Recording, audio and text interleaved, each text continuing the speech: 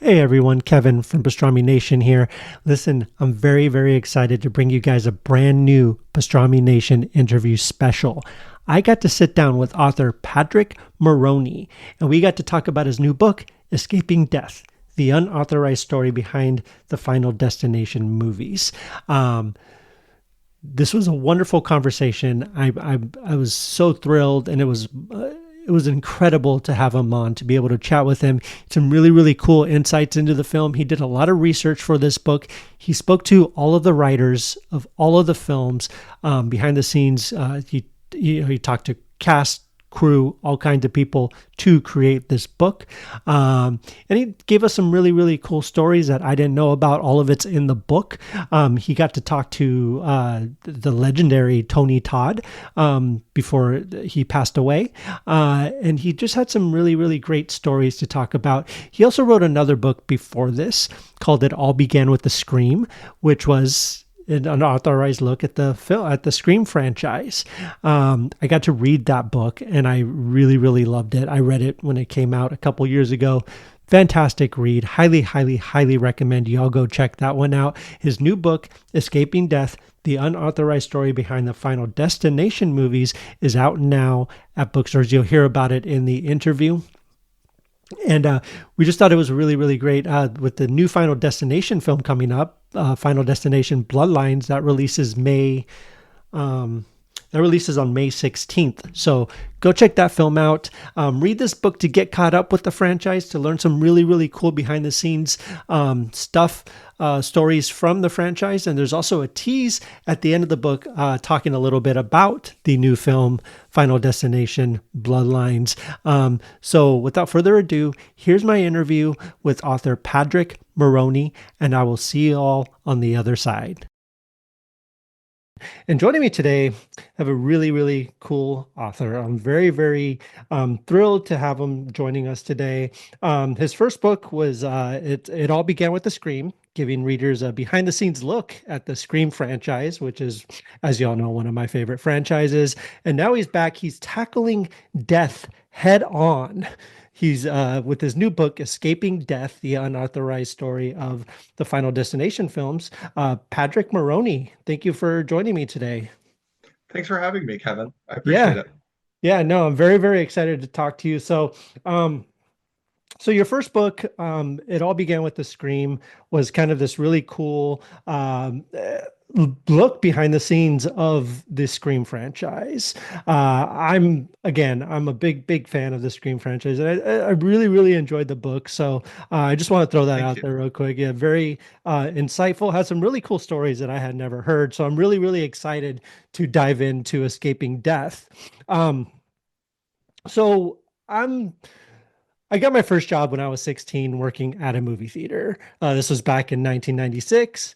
I'm a little bit older, but I still remember when Final Destination first hit theaters. Like, it was kind of this weird phenomenon. We really hadn't seen anything like it. There was this fervor around it, and yeah, so let's just go back to then. Do you remember what was your kind of history with the franchise, and do you remember when you first experienced the Final Destination franchise for yourself?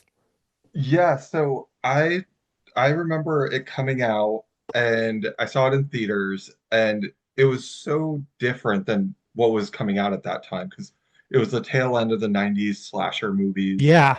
and there was no killer in this. So it's kind of like what's happening?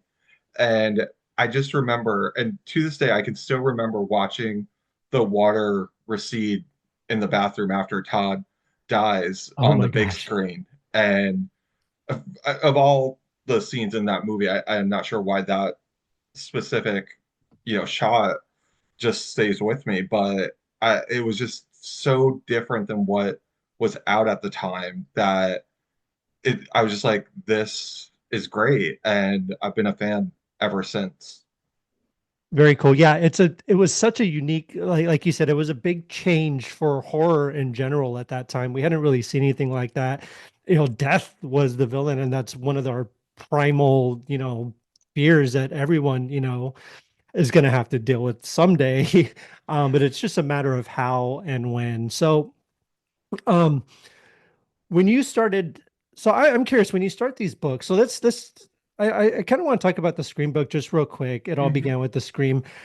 What was kind of the, well, where do you even get started with something like that? So you obviously you're a fan of horror, you're ready to do this. You want to write a book about it. What was kind of your first steps when getting that? Let's start with the it all began with the Scream. How did that kind of all come together?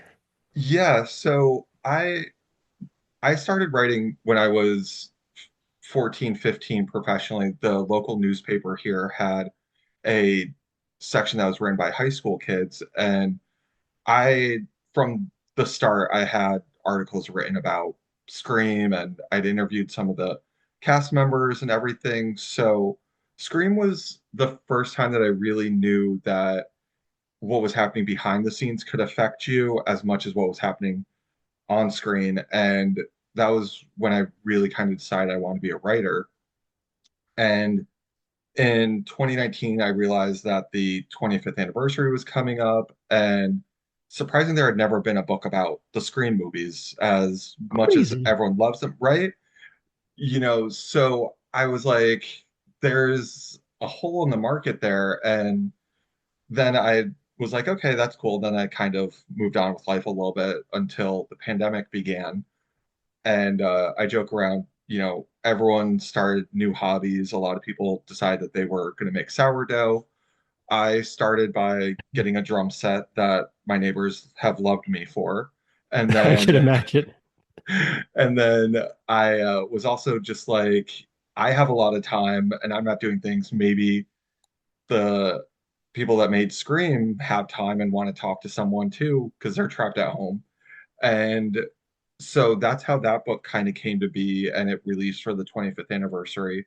When that book came out, my publisher asked what I wanted to do next. And the one that I kept coming back to was Final Destination because it was a high concept horror movie before we had elevated horror.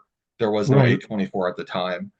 It's a franchise that has terrified and traumatized an entire generation of film goers. No one drives behind a logger truck or, Yeah. you know, I think Final Destination 3 is partly what killed the tanning industry. And so, but 100%.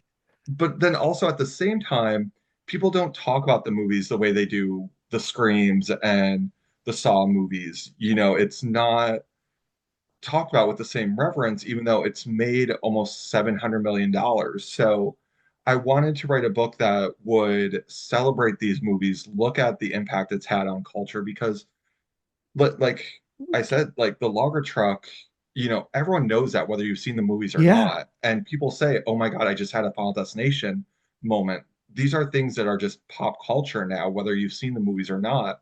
So I wanted to be like, let's do this. Let's celebrate the movies. Let's get people to really start talking about these movies again. And then, there's a new movie coming out next month that, perfectly dovetailed with it. Lines. Yeah. And so that was my rambling answer of how No, that's the book great. came. Yeah, no, that's awesome. And you're right. For a franchise that has, been so culturally relevant, and just in everyday life, like you said, everyone knows about the log truck. I still to this day, it's the log truck that gets me. Like Mhm. I'll fly on a plane. I'll go to, I've never been into tanning much, but like, I'll do all these other things. But like, if there's a log truck on the road, I am not driving behind that log truck. Like for some Mhm. reason, that's the one that really stuck with me. And even my kids are not really kids anymore. They're 18 and 13, but they've kind of been on their journey. They probably watched it a little bit too early than they should have, but they even know better, with the tanning booths and the, NASCAR, or even just going up an escalator or, whatever the case may be.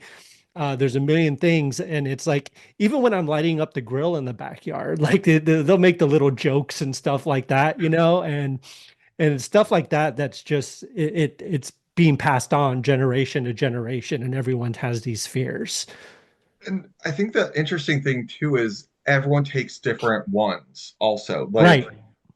for me, when I travel, the luggage tag thing from the Oh first my movie, gosh. I do that. And I just had two instances, the last two trips I went on at Christmas and earlier this month, where they tried to take it off.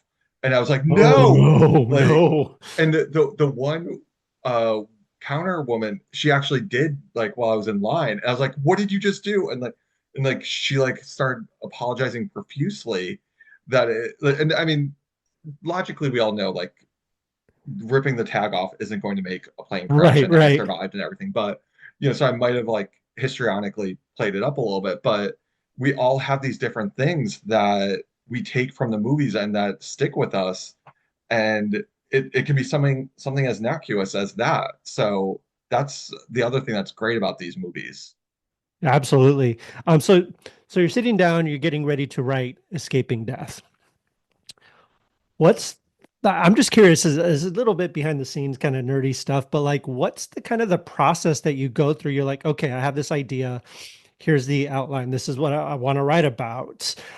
What do you do? I mean, are you contacting, the studio actors? Just kind of, I'm curious how the whole process works. So I love a nerdy question because I'm super anal retentive and OCD. Right. And I joke on Instagram, anyone that has followed me writing these books knows how I feel about my note cards. And between Excel spreadsheets and these note cards, you would think that I'm more of like an accountant or something than Gotcha. a writer. Because I start with, Excel sheets listing everyone in front of the camera, any of the heads of the different departments, the producers on all of it, the casting directors, anyone that I'm going to try to reach out to, and then getting the contact information for them, whether it's their manager, publicist, whoever, all that goes into the spreadsheet. Then it's constant emailing, going through, seeing who to reach out to, who's willing to talk to me.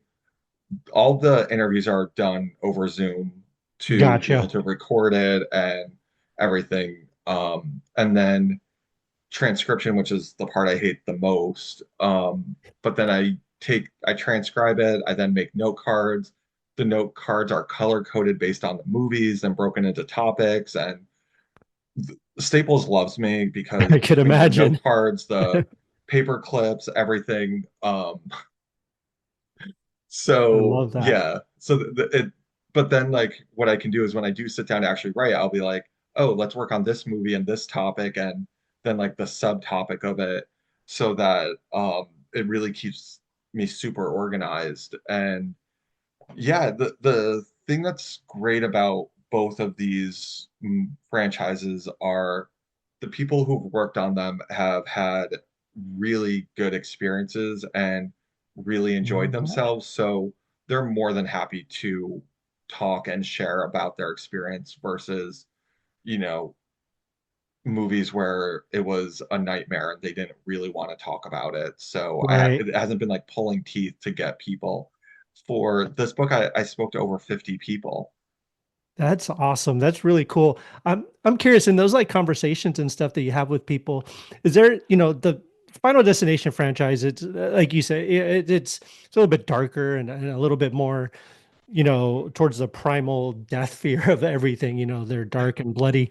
Um, I'm curious when you're actually talking to a lot of people, was there anything that kind of stood out? Like any stories that you heard that were just like kind of a little bit more like endearing that maybe made a scene seem not as brutal as it shown on screen, or a character, maybe you see them a little bit differently or something like that, or just something that kind of surprised you a little bit that you were like, oh, that's kind of cool. Like that's kind of interesting in this world of darkness. You can do something like that. Yeah, I mean, the one thing that I think is really interesting is David Ellis, who unfortunately has passed, Yeah. really kept the tone on set very light. He came from a stunt background before Oh, cool. being a director, and he had a lot of his friends that were stunt people working on it, and there was a lot of pranks happening behind the I love scenes. that. So there's some talk about what some of the pranks were and everything, but um, there were some fun things that I learned.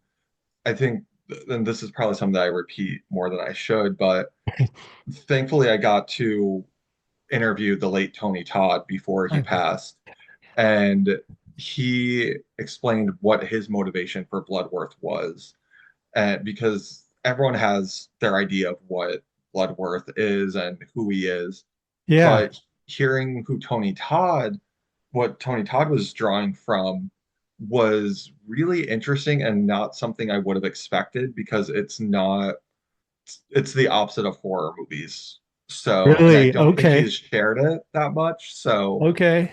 yeah. I And yeah, sorry. no, go ahead, please. Oh, and I was just gonna say the other thing is I don't know that people realize that a lot of the death scenes are taken from true stories or true incidents and then magnified and made more Yeah. horrific. But the a lot of the scenes are things that have happened at least somewhat in real life. Right. Gosh, I can't wait to read the book. I'm very, very excited. I love Tony Todd. I can only imagine, like, his career was such, like, Candyman, and he's a horror. Like, that was kind of his bread and butter. And Mhm. um, I'm just curious I mean, I'm sure he was just a wonderful person, like, just a really cool to be around. He seemed like it, interviews and stuff, just a really great guy. Yeah, we talked for maybe about an hour, because Bloodworth obviously isn't a huge Right. character in each of the movies, but he is significant because he's the only character that's carried through the entire franchise Yeah. now. So the other thing is, while he said what most people think Bloodworth isn't true, he did say that the voiceovers that he does in the third movie is he's like maybe that could be Bloodworth Okay. related. So Gotcha. yeah, Interesting. it was really cool, especially when you are talking with someone that is a legend in Yeah. the horror industry, to be hearing about their process and like how they approached it. And, he's been trained as an actor, and everything, has been in so many All movies, so kinds many of great stuff. movies, even before horror. And actually, I had to tell him that the movie that terrified me the most as a child was the remake of Night of the Living Dead. Oh my Um, gosh. I saw that when I was way too young and probably older than I should have been, but like always knew how to escape my house or Oh, you hide had to, from yeah. zombies, because of that movie. It just, for some reason, that movie terrified me more than anything else. Oh my gosh. No, that's so it kind of I love when actors, especially horror in directors, actors, whatever, when they take elements from not horror stuff to create this kind of horrific thing. Like, have you seen Sinners, by the way? Not yet. Oh, I was gonna go today, but I don't think it's gonna happen. oh, So understandable. You're probably really busy, but Ryan Coogler was recently in an interview, and he was talking about how one of the main influences for one of his characters' villains was from Puss in Boots of all things, like I love the it. new Puss in Boots movie. And I'm like, wow, that makes sense. But that's really cool to hear. Um, so the franchise is hitting 25 years this year. It hit the first Last movie month.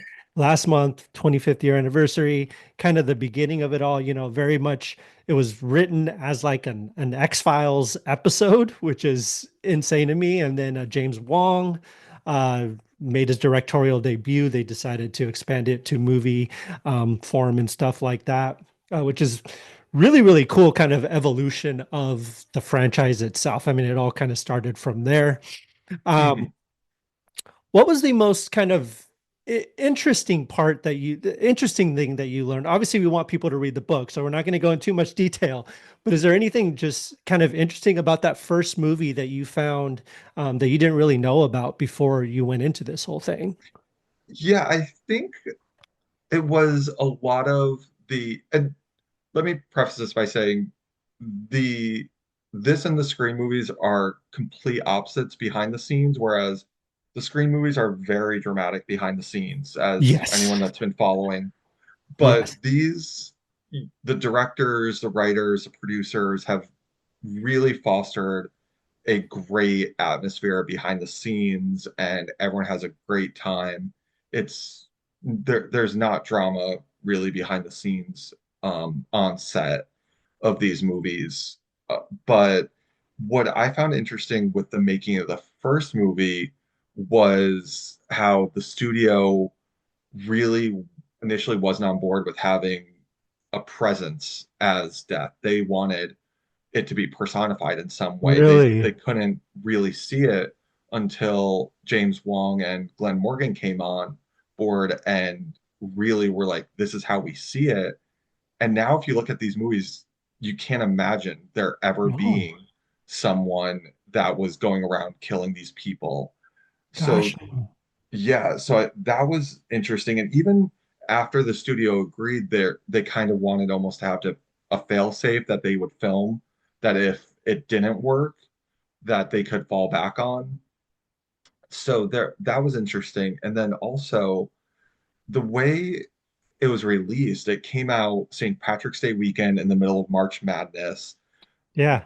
Wong and Morgan were not on board with that. They're like, what are you doing? People are going to be so busy that weekend. And what happened though is it came out, it did about 10 million its first weekend and then chugged along because of the Hmm. word of mouth. And it became such a big, like we were talking, it was so different and people were talking about it.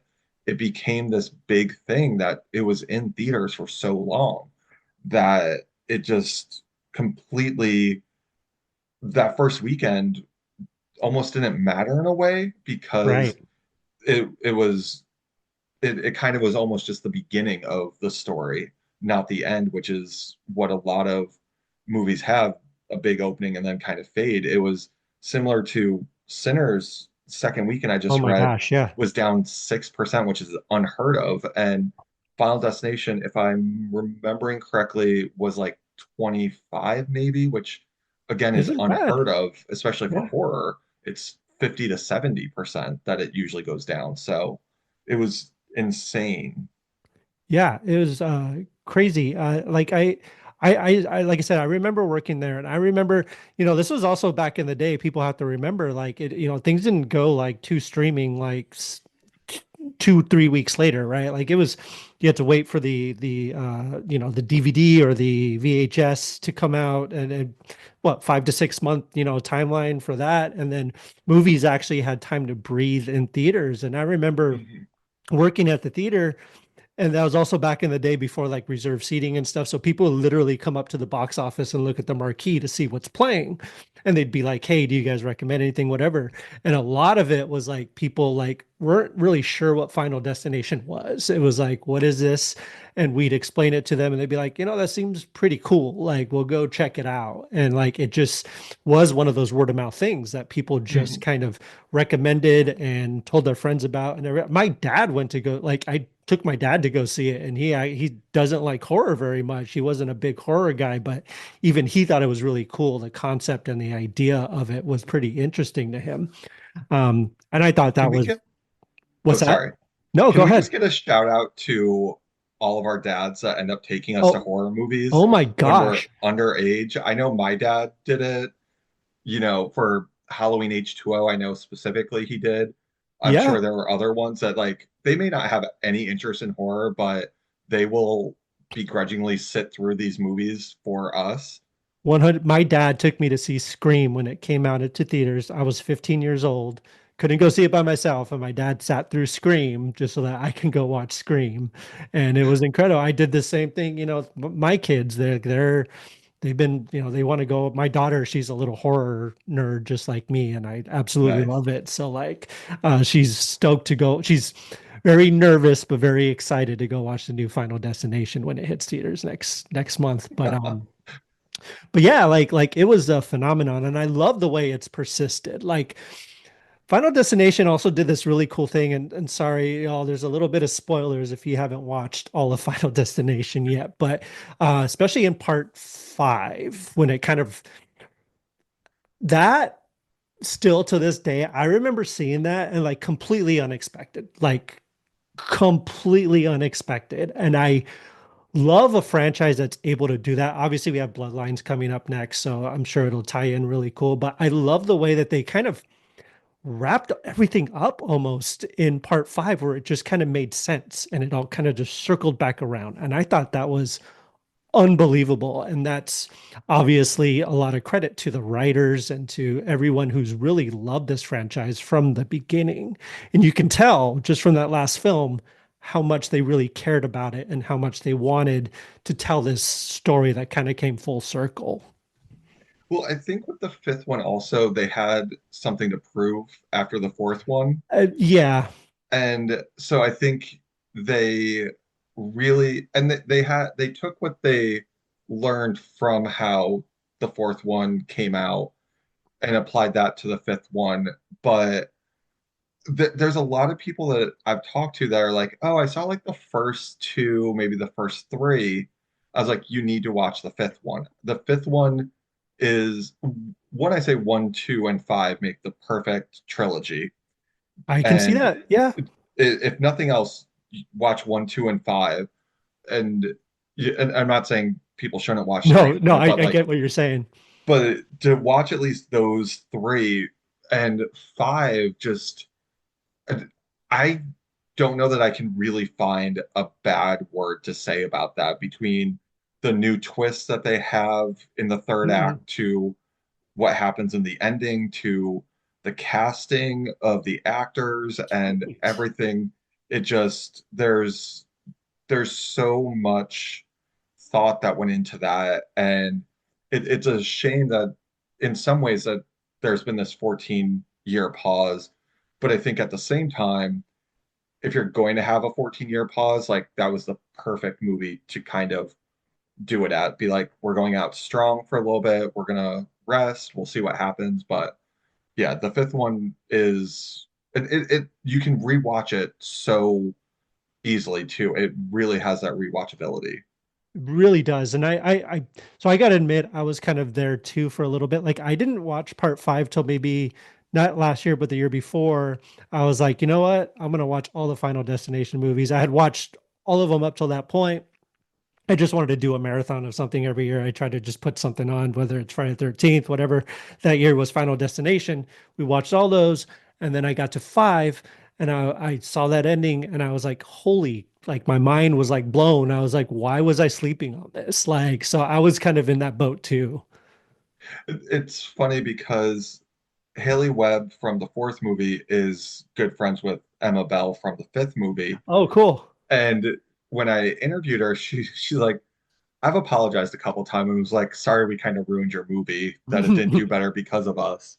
Um, but that's actually something that's really cool too, is the casts, the casts from the each movie have stayed close. Like a lot of them are still really good friends, but there's been cross-pollination, like AJ Cook and Nick DeGusto were on Criminal Minds together, Oh, and so cool. Haley and Emma are really good friends. And there's this shared bond of working in this franchise that they're all just one big family, and they all have this one thing that they have in common that they hold dear. And I just kind of love that. Yeah, that's so great. They have that bond. I mean, it's like they've all died probably horrible deaths on screen and what other franchise can you really say that about? Like, I mean, there's a ton of franchises, but nothing with that kind of thread that goes through every single one of them. And I think that's really, really cool about this franchise. Yeah, And it's funny too. Me and my wife, we've been going on this Dawson's Creek binge lately too. I love it. And seeing him in, Final Destination, the first one, and watching him in Dawson's Creek, what's his, for some Kerr reason, Smith. yeah, Kerr Smith, such a big difference. Every time I see him, I think of him as the a-hole from Final Destination. But he did that on purpose Oh yeah, he absolutely. because it was so big of a deal back then to be playing a gay character that Yeah, he wanted to have someone that was the exact opposite. And yeah, so it's hard good. now to picture him as just one or the other. He really, with those two roles back to back. completely like he did amazing. Just watching him in Dawson's Creek, I'm actually reminded about how he's good. Like he's really good in that. And he The same with Sean William Scott. He went from oh my Stifler gosh. one year to Billy in this that came out within a year of each other. And when they filmed this, Yeah. American Pie came out while they were filming, so no one even knew who he was at first. And they're completely different characters. It's yeah, he's a highly under another movie I watched recently too was a Rundown, like the Rundown with him Hmm. and The Rock. He's incredible in that, and like I'm like, where did I know he's still around and still doing some really cool things, but man, yeah, such a different character from movie to movie, and he's Hmm. fantastic. Even Devon Sawa, like he's been doing some. I love Chucky. I'm a big fan of Chucky. I think he's amazing in Chucky. I love watching it. You know, we watched Idle Hands again last year, and this was also the time where he was like blowing up. Like this was around the time where, you know, he had what was this? This was right after Idle Hands, right? Like this was Yeah. around that Mhm. time. You have Ellie Larder and all these people that were just doing some really, really cool things, and it was really cool to see all these people in these movies. And these, you know, there was a whole kind of gap. You know, you have Scream, Final Destination, even things like, you know, I Know What You Did Last Summer and all that stuff came out within you know, late 2000s, early 2000 or late 90s, early 2000s. Yeah, and that's what I kind of like to say that Final Destination was the bridge between the late 90s slashers and the early Yeah, I didn't think 2000s about that really. supernaturals. Because, I mean, Final Destination, depending on how you look at it, isn't super supernatural, but it has that element of, death, and with the presence of death rather than a personification. It preceded The Grudge and The Ring and the others by a few years. So it really kind of made that segue between the two of them Yeah. because it's not a slasher either, but it No. has kind of the mentality a little bit of some of those, smart, you know, kind Yeah. of meta 90s ones. So Absolutely. And that's awesome. I'm so happy you wrote a book about it because I'm very, very excited to get into the book. So horror, you love horror, obviously. I'm very curious.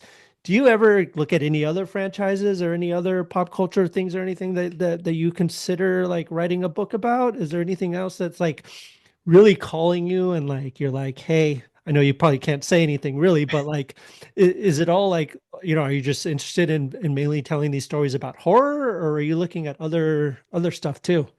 yeah, so my next one that I'm looking at, there's two that I'm kind of gonna see which one kind of starts to go more. But neither of them are horror based. Okay. I uh I will say that they are uh, so I like I started writing when I was a teenager, and it was for other teenagers, and then I was in marketing towards Right, millennials right. and this and that. So a lot of my life, and obviously being a millennial has been, focused on, you Of know, course. No, the dirty definitely. word. So Yeah. it's looking at other things that millennials hold close. Okay. Um, but yeah, I wanted because I want to see if I can do something other than horror, so it's a little bit different.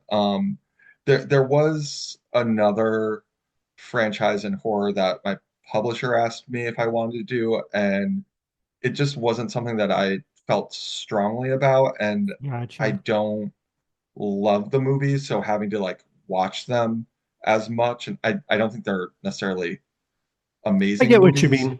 I know what you mean. Yeah. Some of them are good, but some of them also aren't. So like, yeah, so I'm not saying I won't come back to horror, and hopefully I'll be able to revisit Scream in a few years if there's another break. Because with those you need objectivity about everything, and if there's more Final Destination movies, I hope to, you know, add on to this book or do a second book. So I'm not ever going to leave horror completely because, I Right. do enjoy it, but I look at myself as kind of a pop culture guy Yeah. more than just a horror. So yeah. No, that's cool. Maybe 10, 15 years you'll read a Terrifier book. Who knows? Who knows what's I gonna have happen? still not seen those. I don't know. I've debated. Uh, I, I don't know if I like. I'm like, should I see it? But then I don't know. What do you so think? Like, yeah. they're definitely not for everybody. Like Damien Leone just goes all out, just he doesn't hold back at all. And if you're into blood and you're into gore and you're just into like just practical filmmaking on a low budget and just kind of this grindhousey kind of bloody feel to it, then you'll enjoy it. There's I hate to use this word because I actually really like them and I really appreciate what he's done with them. And as far as with the budgets he has and everything, like that's Hmm. the part I love the most. They're kind of like quote unquote trashy. They're just super kind of trashy horror movies that you just go in, turn off your brain and just enjoy, right? Like enjoy is a strong word. But like you just watch and you're like half the time my jaw's wide open and I'm like, how did they do that? Like I have no idea how he pulled that off, but it looks amazing. It's so I don't know. It's certainly if you're into like slasher, bloody, gory kind of horror movies and it's for you. If not, if you like the more, maybe Scream or Final Destination, a little bit more elevated stuff, probably not going to be your vibe. So, um, I, I will say I am intrigued because I think when the first one came out, there's not much of a storyline from what I've been told. It's kind of just art killing no, people, yep, but it's kind of evolved through the three of them that there is more of a storyline with each movie. absolutely. And David Howard Thornton is he's next level like him. Lauren Lavera, she is just like, she instantly almost became one of my favorite like scream queens like ever. Like she's got this ferocious intensity about her. She's very sweet when she needs to be. She's badass when she needs to. Like she's just an amazing, amazing protagonist to Art's Okay. antagonist. So I think she's worth watching it for because I think she's gonna be doing some really, really cool things in the future. I'm really excited to see what she has in store. Um, And there's the Final Destination connection with Terrifier 3 because Daniel Roebuck was in yep, the first Final Destination and Terrifier 3. So there is that that's connection. So maybe I'll absolutely. I would check it out. I think you'll have a good time. Don't expect a whole lot with like plot wise, but as far as Mhm. the just the movie itself, highly, yeah, I recommend them. Me and my family, we dig them. And talk about practical effects. I think that's another thing with the Final Destination movies. Yes. So much of it is done practically. And actually, something that surprised me when I was working on the book, I don't know how I didn't know this or whatnot, but the logs that fall off the truck at the beginning of the second one, those were CGI because they couldn't get them to bounce correctly, Right. but they Really. looked so real I would have that, never guessed. yeah, it was during one of the interviews, I think producer Craig Perry, he was the first one. I was like, wait a second. Like if you watch that trailer or that scene, they look so real. And they tried to do it real, but it there were a couple of issues with it, but they ended up doing a CGI, and it's one of the few things that throughout the franchise that wasn't done practically. Like they'll add things in Oh CGI, my but like to actually gosh. do most of it is practical. And I think that's along with Terrifier, I think that's something that people are really responding to now again and Yeah. really appreciating. I would have never guessed, especially that early 2000s, late 90s CGI. Like I would Hmm. have never guessed that that was CGI. Even again on our rewatch, like it didn't even cross my mind that that was CGI. That's And wild. I mean, that scene in general, like, just holds up completely 20 years later, 25 years later. Yeah, But yeah, you would have never thought that CGI back then would have been that good. But it, yeah. absolutely not. I actually, this is spot real quick. Do you think you get to talk to the writers? So I'm assuming you talked to some of the writers. I'm curious, like, did they have listen, I'm not a big fan of people dying in real life, but when you're trying to come up with some really cool deaths, that must be like just a really, really fun thing to do. Did you talk to anyone and they were like, yeah, that was actually pretty cool. I got to come up with deaths, like the most Yeah. random deaths.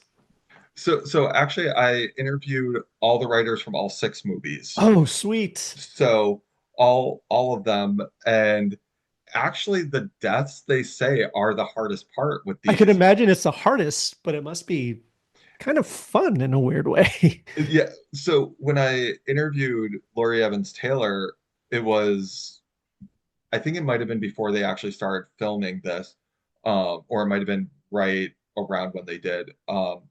But she was saying like one of the things was her and Guy Busick were looking at how can we traumatize people and what things can we ruin for people I love so that like that was going they in, that's what succeeded. she wanted to do. So because that's the bread and butter of these movies are these things stick with you long after you leave the theater and it seeps into your brain that you're now terrified of going near a tanning bed or putting your hand down in the garbage disposal because you saw this. I mean, even in the new for Bloodlines in the trailer, there's a whole sequence at a tattoo parlor, and this girl's getting the piercing and everything, and I'm Mhm. like, I get tattoos occasionally, and I'm like, I can't be doing that anymore after this, I'm sure. Well, did you see on TikTok there was a thing after that teaser came out about people taking out their septum piercings? Yeah. And it was just like a whole thing. It was like, okay, I saw that, so now this is done. Oh my gosh, And it's gonna ruin more stuff for me, but it's okay. I'm excited to go see it. I'll be the fine. It's the fine. thing I'm scared about though is the revolving door scene. Oh my They gosh. show a little bit of it in the trailer, and I knew that was coming from. That's the one thing that's hard about working on these books is you want to talk about because we give a preview in the book about Right. what the new movie has, but it's like trying not to spoil it for myself so I can still enjoy it as a fan, Exactly.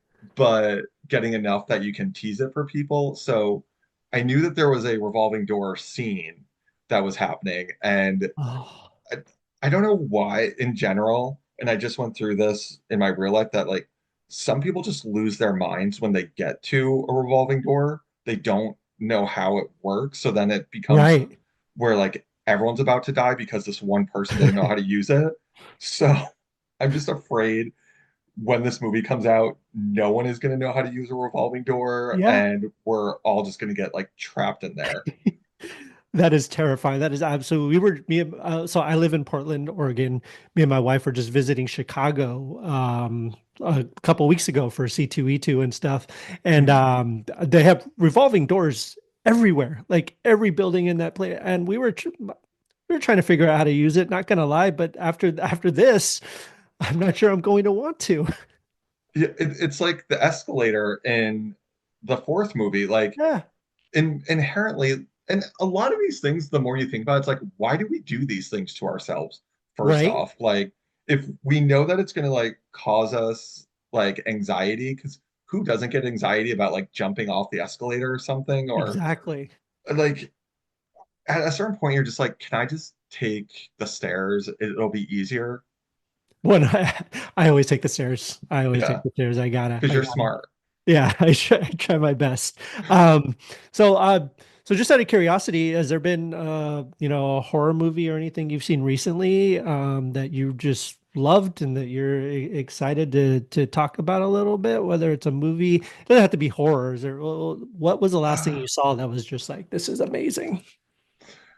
Um, so horror wise, I I so I really enjoyed Heart Eyes, but I consider it a romantic comedy with horror, not a horror Gotcha. comedy. And I think that's why it didn't do better is they marketed it as a horror movie with comedy. And if they had swapped it so the Right. expectations would have been different, I think people would have maybe responded better to it. Very cool. Um, but I did enjoy that. I'll be honest, with the book Understandable. coming You're out, I haven't seen a really ton. busy. Like No. I missed I haven't seen Sinners yet. Oh my But gosh. also, you know what I thought was really a lot of fun, and I'm not always the best at watching movies on streaming, but G20 with Viola I've Davis, heard that was incredible. I haven't watched that yet, but I've heard it it was great. It It was good. was a lot of fun. And I actually, they did a screening here at a movie theater, so I got to see it on a big Oh, screen. nice. And it's almost a shame that it didn't get a theatrical release because I feel like with the scope of the movie, Yeah, it would have been better to see it, more people to see it on a big screen. But I mean, you can't go wrong with Viola Davis, and she's amazing. she's basically getting to live her Die Hard like best life. So yeah, those are two that I've seen recently. Cool. I've seen a couple others, but I'd rather not say what those are because Understandable. yeah, Yeah, man, when you get a chance, highly, I've seen Sinners twice already, and I'm like really. just enamored with it. Like everything, Ryan Coogler, he's just a very interesting filmmaker to me, and I've loved all of his. I've enjoyed every single thing that he's done, and this movie just takes it up to the next level. I'm just this isn't a podcast about Sinners, but I highly recommend it. It's so good. So yeah, so Escaping Death is available now. Um, Hmm. where do you, so I know people go to the local bookstores and stuff and pick them up, but where do you prefer people go get it? Where would be the best place for people to check it out and pick up the book? You know, I'm not picky because I am of the frame of mind. I just want people to get it. Yeah. Okay. I however you get it, without stealing it. Of course. Of course. I'm happy. I know some people are shying away from Amazon and Target. Yeah. It is available at the bigger stores, Barnes and Noble, Amazon. You can order it online through my publisher at Bear Manor Media. I know that the Scream book, when it came out, you could go to your indie bookstore and order it. I'm assuming Mhm. you can do the same with this. So, you know, Independent Bookstore Day was yesterday. So, if you do have Yes. a bookstore that you love, I'm sure that you can order it through them and get it delivered. It's available in hard copy, hardcover, and paperback. There will be an ebook and an audiobook coming. So, Cool. for people that prefer those, they should be coming soon. But Awesome. yeah, so really anywhere you buy fine books, I like to say. Awesome. That's great, man. Yeah. And where can people find you on social media so they can keep up with your new projects and stuff? Yeah, I'm most active on Instagram, always posting about Scream, Final Destination, random things that pop into my head. But they can follow me at Based on a Book by Patrick. I took that from Love that. Scream 2 when Randy's saying it's a press conference by Gail Weathers. I Um, love it. I didn't get calf implants like Gail though, but Right. Of yeah, course. No, definitely. Well, Patrick, thank you so much for joining me today. It thank was an you. awesome conversation. Look forward to reading the book. Again, the book is Escaping Death, and you can find it all those cool places. So, thank you so much for chatting, and Thank you. look forward to seeing what you're going to do in the future, man. I think you're gonna. I'm really excited. I'm very excited to see what you got coming up in the pipeline. So we'll see how Thank it you goes. so much. All I right, Patrick. appreciate Thank it. you so much. Thanks, Kevin. Thank you. All right, and we are back. Thank you all for checking it out. I really, really loved a lot of his insight into, especially the well, one of the things that I found fascinating was the difference between the behind the scenes of the Scream franchise, the behind the scenes of the Final Destination franchise, and how they're kind of polar opposites of each other. His story about talking to Tony Todd was incredible. And I really just loved just sitting down and talking about a franchise that is, it's hitting its, 25th anniversary this year. That's crazy from the time the first film came out. I want to say thank you again to Padraic Maroney. Absolutely, definitely go check out his books. It all began with The Scream and Escaping Death. They're both available wherever you find your books, independent bookstores, probably at big box bookstores too, Barnes and Noble, things like that. You can also find them on Amazon and all that fun stuff. So, all right, well, that's it. Thank you all for listening. Really, really appreciate every one of you. And make sure to check out pastramination.com for the latest movie reviews, news, coverage of Comic Cons, coverage of everything we do, toy stuff. We do all kinds of fun stuff over there. Check it out on social media as well. Really, really appreciate that. Pastrami Nation. You can find it on Facebook, Instagram, Twitter, Pinterest. Really big on Pinterest. And yeah. So again, really, really thank you all for listening, and we will see you guys next time. Bye-bye.